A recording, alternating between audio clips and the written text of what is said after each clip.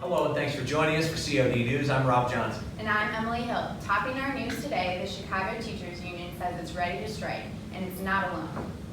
That's right, COD's Marilyn Leverston is here now to explain. Marilyn.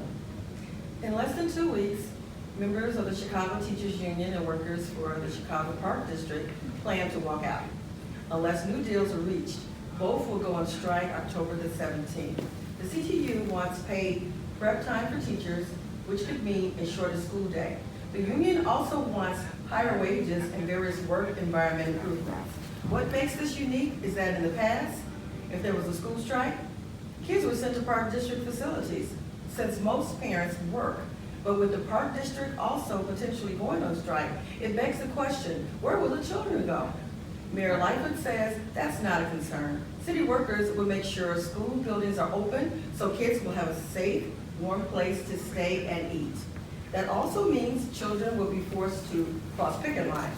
All of this can be avoided, of course, if all sides come to agreements before October 17th deadline. It'll be interesting to see what happens, right, Marilyn? Also making news, President Donald Trump has been warned to expect a subpoena from House Democrats as the investigation into his dealings with the Ukraine continues. Democrats accused the administration of flagrant disregard of previous requests and said that refusal could be considered an impeachable offense. Democrats have also advised the president and his administration not to intimidate potential witnesses in the impeachment inquiry. The Museum of Science and Industry is getting a new name. Thanks to the major donation, the new name is the Kenneth C. Griffin Museum of Science and Industry, or KCGMSI for short. Griffin this week donated $125 million to the museum. It's the single largest gift in the museum's history. The museum says most of the money will be used for securing its long-term future and supporting plans to build a Pixel Studio, a state-of-the-art digital gallery, and performance space. The museum says it will be the only museum experience of its kind in North America. Elsewhere, the National Transportation Safety Board is urging stricter standards for limousines after a horrifying incident. The regulations involve safety belts, saying they may have made a difference in an upstate New York crash last year that killed 20 people last October 6th. A Ford Excursion SUV limo blew through an intersection and slammed into an embankment. The crash killed the driver, 17 passengers, and 2 pedestrians. The agency is recommending lap shoulder belts in all seating positions and that limousines meet minimum crash safety performance standards.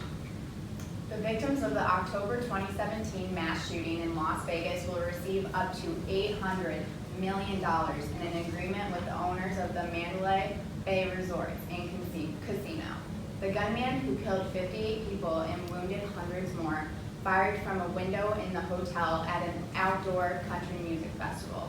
The final amount of money each victim receives will depend on how many take part in the lawsuit. Meantime, the Federal Aviation Administration is ordering airlines to inspect key structural components on nearly 2,000 Boeing airplanes and look for cracks that could endanger planes. The next generation 737 jets are operated by Southwest, United, and American, among others. Around 165 U.S. registered planes will have to be inspected within 7 days. That is according to the FAA. We have a lot of campus news to get to today, right after the break. That's right. Plus, we're going to take a look at your sports and your weekend weather. We'll be right back.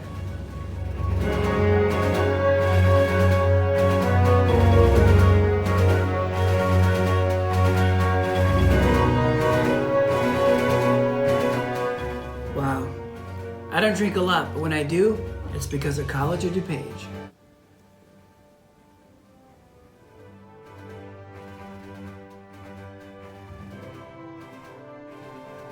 Well, as you know, there is always a lot going on around campus here at College of DuPage. That's right, and next week, don't miss the pop-ups.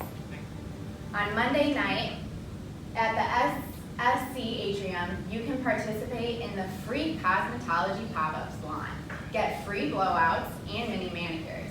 Start your week with a little extra beauty. That's 5 to 9, right in the atrium lobby of the SSC. Are you ready to celebrate Oktoberfest? Well, you can Tuesday from 11 to 1:30. The Fuel Pantry and Gardens will be serving up soup with ingredients straight from the Fuel Garden on October 11th. And the Haunted Cafe is back.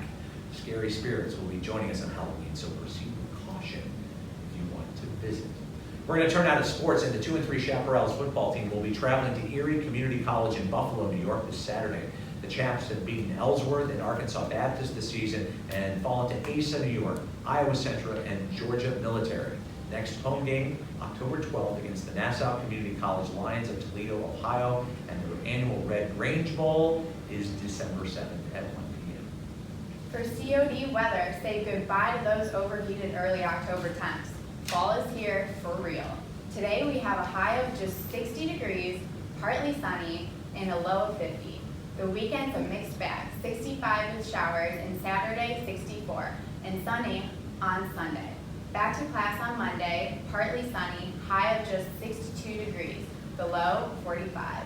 Rob? It's starting to feel like October, isn't it? It is. No doubt about it. That's the COD news for this Friday, October 4th. I'm Rob Johnson. And I'm Emily Hill. Thanks for joining us, and we'll see you next time.